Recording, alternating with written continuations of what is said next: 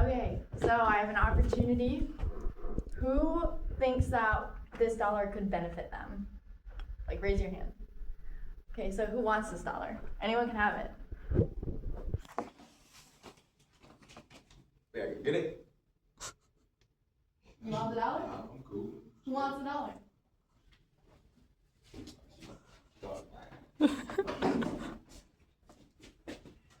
Awesome. Okay, so that's a really great example Thank you. of course, of free will. What we noticed there is that people first raised their hands and didn't want to just get up and take action. So that's a really great example of knowing how free will can be used to benefit yourself. And that's important, but we also have to recognize the social structures that stop us from taking that first step. I've done quite a bit of reading on this, and I find it very interesting. So I did all of that to make sure I can give you guys the correct information. Today, I invite you to consider, number 1, ways that we're held by society. Number 2, ways that we can better our lives by exercising our free will. I understand that there's going to be different opinions on this, so everyone is entitled to their own opinion. I invite you to think of some ways that you yourself have been influenced or held back by social rules or social structure. We also should think about ways to use our free will to reach a goal of your own. First, we're going to look at what free will is and why it's a contested topic. Then we're going to move on to look at the idea that we do in fact have free will. Then we'll explore social structure and social determinism before we open discussion. Let's first explore what free will is. Free will is the idea that people have the ability to choose or make an outcome of their own life situations. In Mel Robbins' book, The Let Them Theory, published in 2024, she talks about a few different theories. Number 1 is the 5-second rule. We've all had those lazy moments where we just lay in bed and we're like, I've got a whole list of things to do, but I don't necessarily want to get up and do it. She says, give yourself 5 seconds and count down. 5, 4, 3, 2, 1, go. By getting up and getting your stuff done, you're like triggering your brain to like take action right away. Responding to negativity. She talks about how we have the choice to respond to negativity and turn it into a positive light. She talks about positive habits, building things that influence your life to reach a goal of your own. It's contested because of things like social structure, the idea that we're held back because we can't control our surroundings. Now, what would it look like to effectively use free will? This means that recognizing every single moment means a chance to steer our life in a direction that supports our own well-being. Instead of stressing, we can choose to turn that into motivation. It's choosing discipline and self-respect. It also means creating patterns for ourselves that empower us over time, and our free will becomes a tool to build a desirable life. Now, what holds us back from this? Let's look at the social structure and social determinism.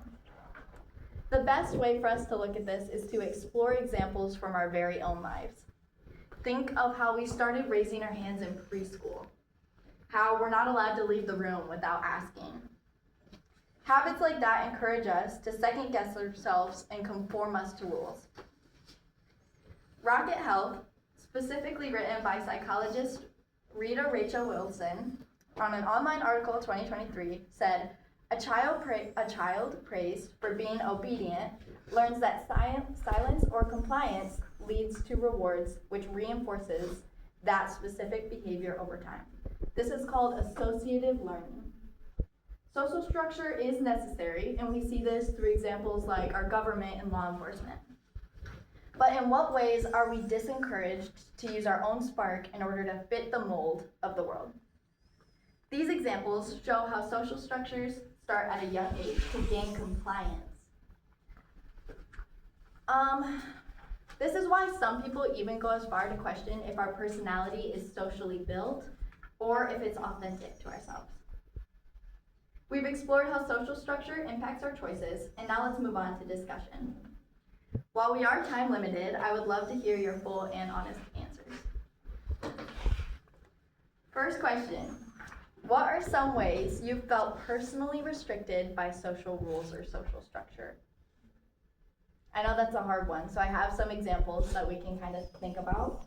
Think about times in school, your career choices, religion, politics, or like your reactions to things.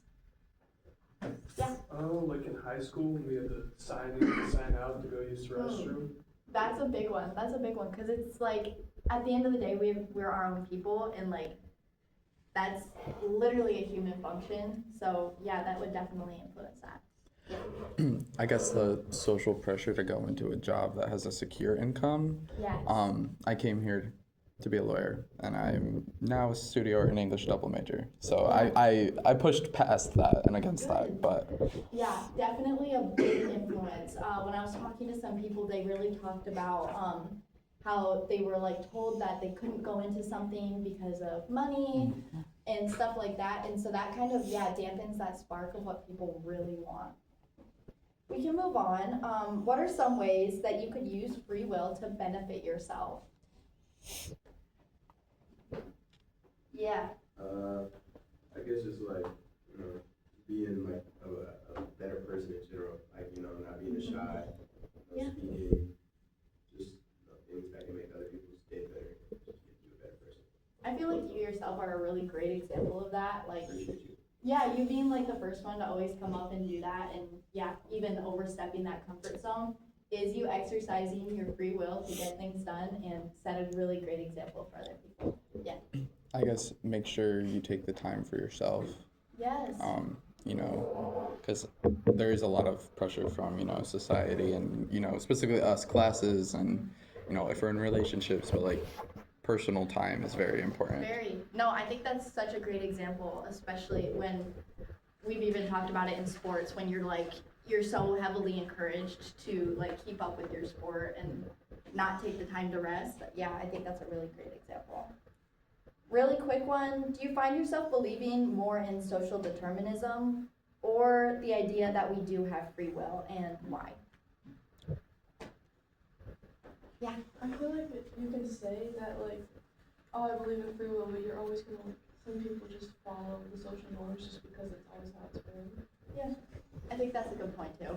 I think you're right in that it's more common to try and stick with social norms, which is why I think it's important to get educated on like exercising your free will. And like billionaires, you don't see billionaires talk about how they got there by doing it what everyone else was doing. So I think that's a good one. All right, we're done with that. Let's do a quick recap. We looked at what free will is and why it's contested. Then we explored how using your free will intentionally can benefit yourself overall. We then explored social determinism and social structure before we lastly opened the space for a discussion. In conclusion, whether you agree or not, experiences help understand complexity of free will and social experiences. Leave this questioning the forces that shape your choices and notice the moments that free will could help shape your future.